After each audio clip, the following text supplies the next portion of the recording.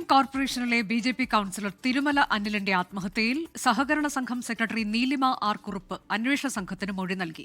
വായ്പ തിരിച്ചടയ്ക്കാത്തവരിൽ ബി.ജെ.പി. കൌൺസിലർമാരുമുണ്ട് എന്നാണ് മൊഴി. അന്വേഷണ സംഘത്തിന്റെ പല ചോദ്യങ്ങൾക്കും സെക്രട്ടറി മറുപടി പറഞ്ഞില്ല എന്നും വിവരമുണ്ട്. മേഘന മുരളി വിവരങ്ങളുമായി. മേഘന, ഇതിൽ ആത്മഹത്യാക്കുറിപ്പിലൊക്കെ ചില കാര്യങ്ങളുണ്ടായിരുന്നു, നമ്മുടെ ആളുകൾ എന്ന തരത്തിലുള്ള പരാമർശമൊക്കെ. ഇപ്പോൾ ഈ മൊഴി അത് കുറേയൊക്കെ സാധൂകരിക്കുന്ന തരത്തിൽ കൂടിയാണോ?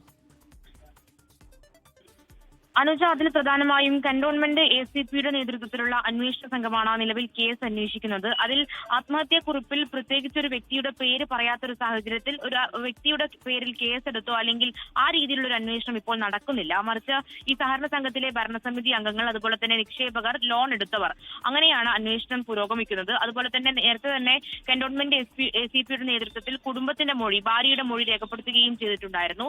അതിന്റെ തുടർച്ചയായാണ് ഈ സഹകരണ സംഘം സെക്രട്ടറി നീലിമ ആർ കുറുപ്പിന്റെ മൊഴി കൂടി അന്വേഷണ സംഘം രേഖപ്പെടുത്തുന്നത്. അതിൽ പ്രധാനമായും പറയുന്നത് വായ്പ തിരിച്ചടക്കാത്തവരിൽ ബി.ജെ.പി. കൌൺസിലർമാരും ഉണ്ട് എന്നുള്ളതാണ്. അത് ഈ ആത്മഹത്യാക്കുറിപ്പിൽ തന്നെ അനിത സൂചിപ്പിച്ചതുപോലെ തന്നെ എനിക്ക് വേണ്ടപ്പെട്ടവർ ചതിച്ചു, കൂടെ നിന്നില്ല എന്നുള്ളതാണ് ആത്മഹത്യാക്കുറിപ്പിൽ പറയുന്നത്.